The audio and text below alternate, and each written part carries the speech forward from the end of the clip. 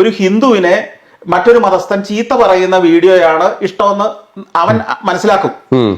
ആ ട്രെൻഡ് അത് മനസ്സിലാക്കിയിട്ട് അത്തരം വീഡിയോകളായിരിക്കും ഇനി നിങ്ങൾക്ക് കിട്ടുക. അത്തരം കമ്മ്യൂണിറ്റിയുടെ വീഡിയോസ് ആയിരിക്കും നിങ്ങൾക്ക് തുടർന്ന് മുഴുവൻ കിട്ടുക.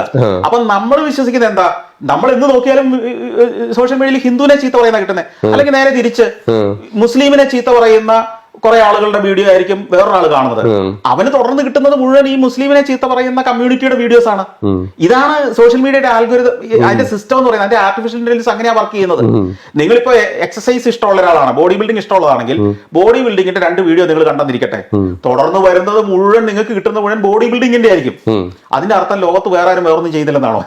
ഈ മണ്ടൻ വിശ്വസിക്കുകയാണ് ലോകത്ത് എല്ലാവരും ബോഡി ബിൽഡിംഗേ മാത്രമേ ഉള്ളൂ, ഈ യൂട്യൂബ് തുറന്നാൽ ബോഡി ബിൽഡിംഗേ ഉള്ളൂ എന്ന് അവൻ ചിന്തിച്ചാൽ ആ മണ്ടനെ പിന്നെ എന്ത് പറയാനാ?